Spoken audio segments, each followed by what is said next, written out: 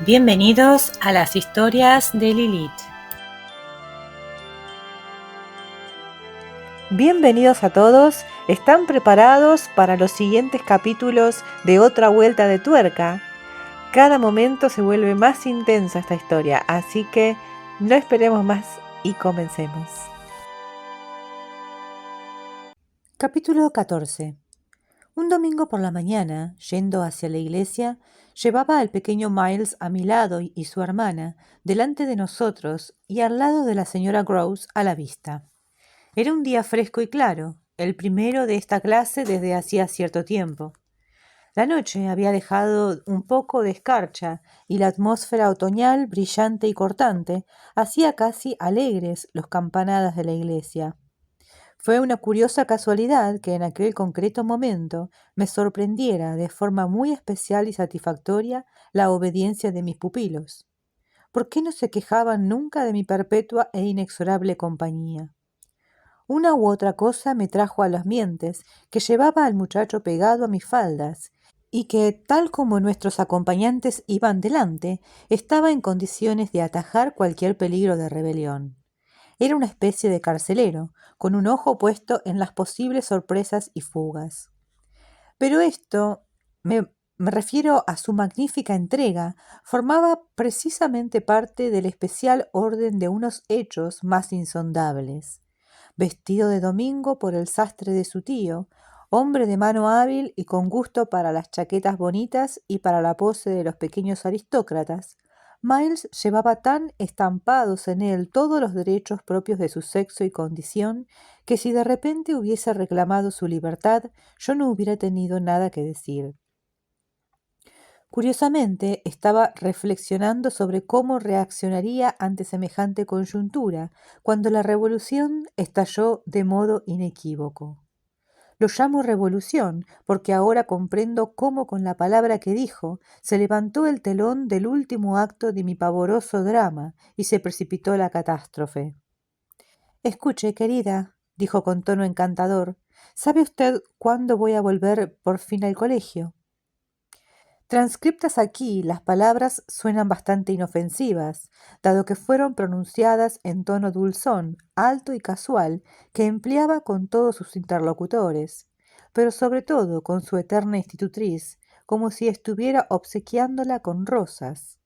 Siempre contenían algo que se debía captar, o bien que yo capté entonces hasta tal punto que me detuve en seco como si algún árbol del parque estuviera caído sobre el sendero. Inmediatamente sucedió algo nuevo entre nosotros, y él se daba cabal cuenta de que yo lo reconocía. Si bien no por eso tuvo necesidad de mostrarse ni una pizca más cándido y encantador que de costumbre. Me daba cuenta de que él consideraba como ventaja el hecho de que en un principio yo no hubiese encontrado nada que contestar. Fui tan lenta en dar con algo que él tuvo sobrado tiempo, al cabo de un instante, para continuar su sonrisa sugerente, pero indeterminada. Usted sabe, querida, que para un chico estar siempre con una dama. El querida lo tenía constantemente en la boca cuando me hablaba, y nada expresaba de modo tan exacto el sentimiento que yo deseaba inspirar a mis alumnos que su cariñosa familiaridad. Así de fácil y respetuoso era. Pero ay, cómo me hubiera gustado en aquel momento recoger mis propias expresiones. Recuerdo que para ganar tiempo intenté reír y me pareció ver en la hermosa faz que él me mostraba cuán fea y rara estaría yo. Y siempre con la misma dama, respondí. Ni retrocedió ni pestañeó. Virtualmente todo había terminado entre nosotros. Ah, por supuesto que es una dama airosa y perfecta, pero, después de todo, yo soy un chico, ¿no me entiende? Que, en fin, está creciendo. Me demoré con él un instante tan agradable como nunca lo había tenido. Sí, creces, pero ay, me sentía desfallecer. Conservo de aquel día la desalentadora idea de que él parecía saberlo y jugar conmigo. Y usted no puede decir que yo no me haya portado perfectamente bien, ¿verdad que no? Le eché la mano por el hombro, aunque sabía que hubiera sido mejor seguir andando, porque aún no era capaz de andar. No, no puedo decir eso, Miles. Excepto aquella noche, ya sabe. Aquella noche no podía mirarle tan a los ojos como él me miraba a mí. La que bajé las escaleras y salí de la casa. Ah, sí, pero se me ha olvidado por qué lo hiciste. ¿Lo ha olvidado? Dijo con dulce extravagancia o infantil reproche. Pues fue para demostrarle de lo que era capaz. Ah, sí, que eras capaz. Y puedo volver a hacerlo. Tenía la sensación de que quizás, después de todo, conseguiría reservarme mis fantasías. Claro que sí, pero no lo volverás a hacer. Aquello otra vez no. Aquello no fue nada. No fue nada, dije, pero debemos seguir andando. Prosiguió a mi lado, llevándome del brazo. Entonces, ¿cuándo voy a volver? Al responder, adopté mi aire más responsable. ¿Estabas muy contento en el colegio? Lo pensó. Yo estoy muy contento en todas partes. Pues entonces, balbucí, si estás tan contento aquí. Ah, pero eso no es todo. Por supuesto, usted sabe muchas cosas. Pero tú crees que las sabes casi todas, me arriesgué a decir al mismo tiempo que él se detenía. Ni la mitad de las que me gustaría saber, declaró honradamente Miles. Pero no se trata solo de eso. ¿De qué entonces? Bueno, quiero conocer más cosas de la vida. Comprendo. Estábamos a la vista de la iglesia y de varias personas, entre ellas varios criados de Bly que iban hacia allí y se arracimaban alrededor de la puerta para vernos entrar. Apresuré el paso. Quería llegar antes de que el tema surgido entre nosotros fuera más lejos. Reflexionaba, deseándolo, que durante una hora larga Miles permaneciera en silencio y pensaba complacida en la relativa oscuridad del reclinatorio y en la ayuda casi espiritual del cojín sobre el que doblaría las rodillas. Tenía la impresión de estar literalmente corriendo una carrera contra la confusión a que él intentaba reducirme, y sentí que lo conseguía cuando antes de entrar en el atrio exclamó: «Quiero estar con los que son como yo». Aquello me hizo dar un salto. No hay muchos como tú, Miles, reí, a no ser quizás la pequeña Flora. Me está comparando en serio con una niña pequeña. Aquello me cogió muy especialmente por sorpresa. ¿Es que no quieres a nuestra dulce Flora? Si no la quisiera, ni tampoco a usted. Si no la quisiera, repitió, como si retrocediese para tomar carrerilla, dejando la idea tan sin acabar que una vez traspasada la cancela se hizo inevitable otro alto, que él me impuso apretándome el brazo. La señora Grouse y Flora habían entrado en la iglesia.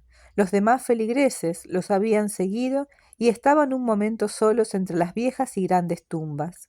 Nos habíamos detenido en el sendero interior a la candela, junto a una tumba baja y oblonga como una mesa. Sí, si no las quisieras. Aguardé mientras él repasaba las tumbas. Bueno, usted ya lo sabe. Pero no se movió y enseguida dijo una cosa que me hizo derrumbarme sobre la lápida, como si súbitamente necesitara descansar. ¿Piensa mi tío lo mismo que usted? Tardé bastante en responder. ¿Cómo sabes tú lo que yo pienso? Ah, bueno, claro que no lo sé. Me sorprende que nunca me lo diga, pero me refiero a si él lo sabe. ¿Saber qué, Miles? Pues que voy creciendo.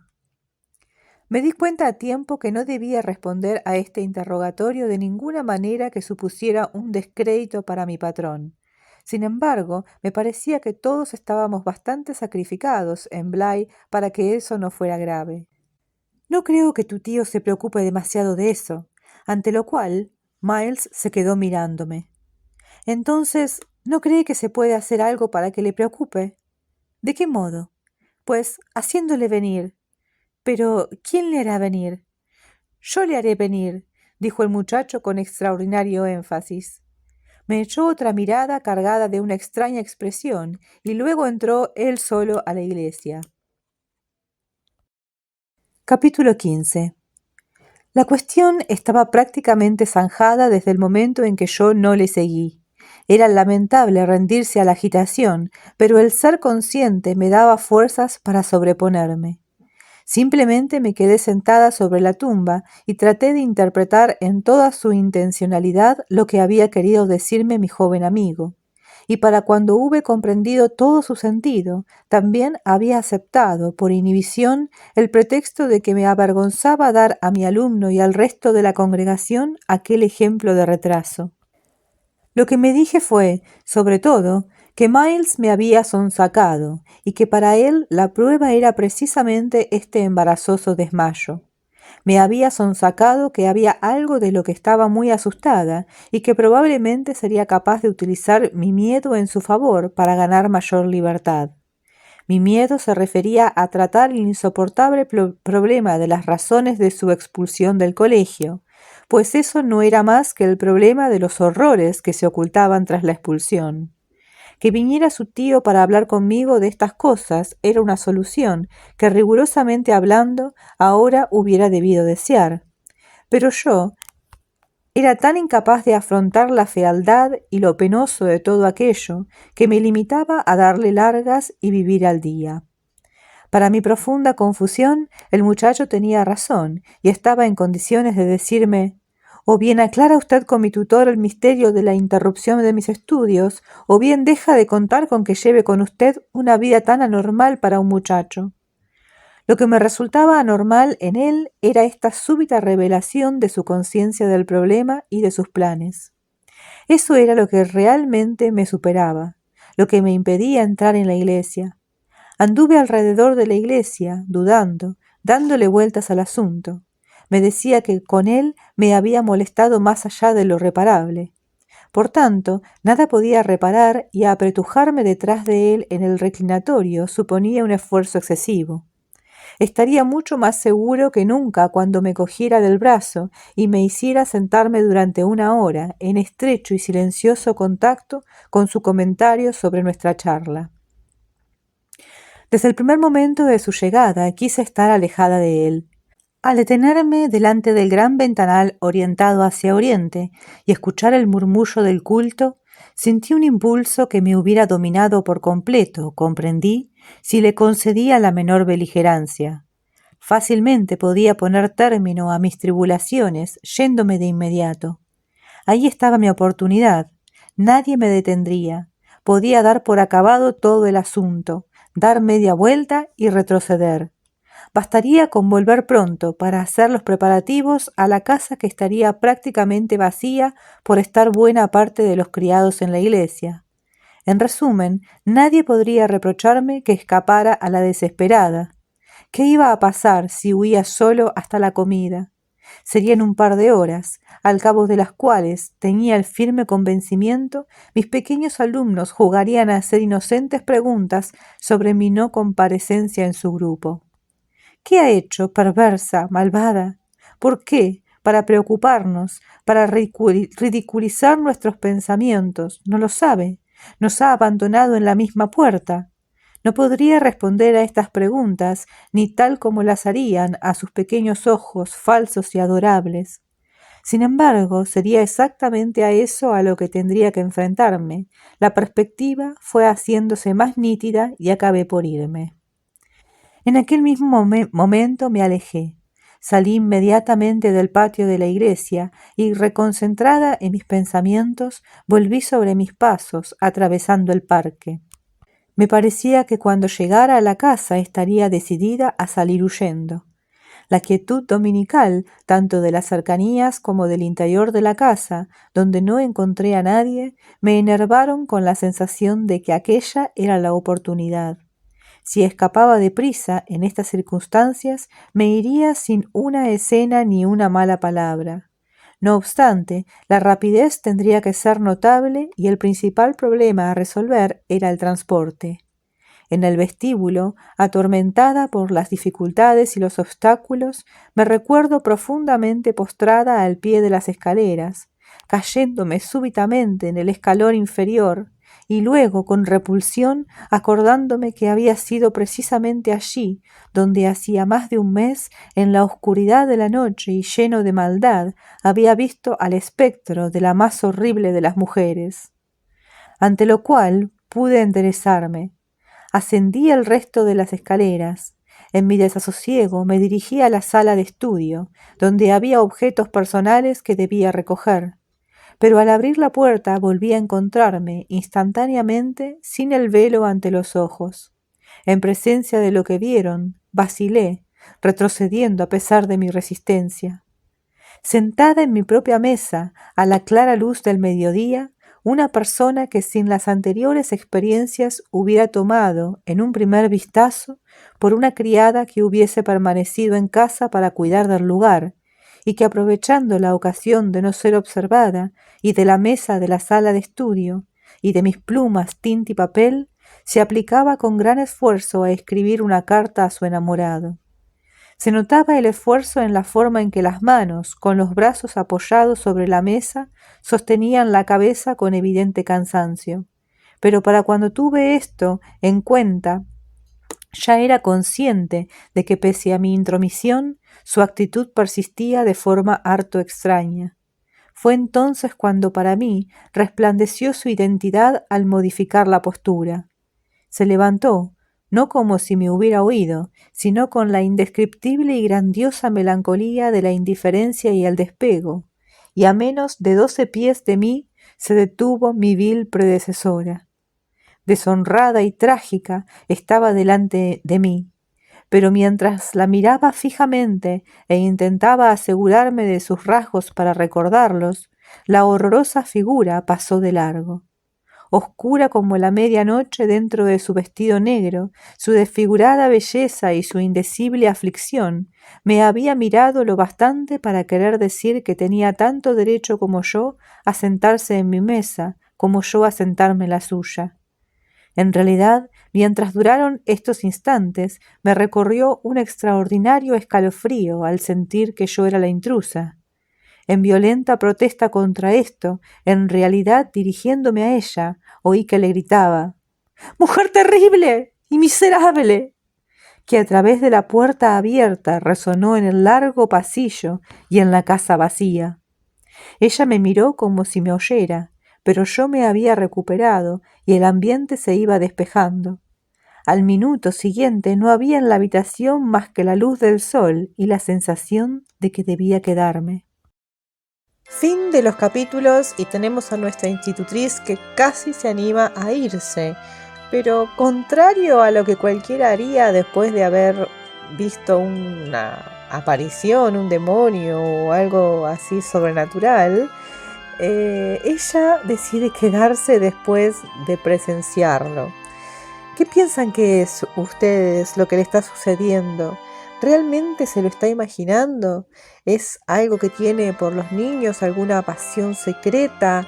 Es extraño, ¿verdad? Cómo una persona, en este caso la institutriz, se queda en un ambiente tan terriblemente opresivo y extraño encima, ¿no? Bueno, para continuar con esta historia, como siempre los invito a suscribirse. No se olviden por favor de dejar un like, un chiquitito like, y sus comentarios son lo más importante porque quiero saber qué piensan acerca de esta historia. Quiero enriquecerme de su sabiduría. Así que por favor comenten y nos vemos mañana, ¿les parece? Adiós.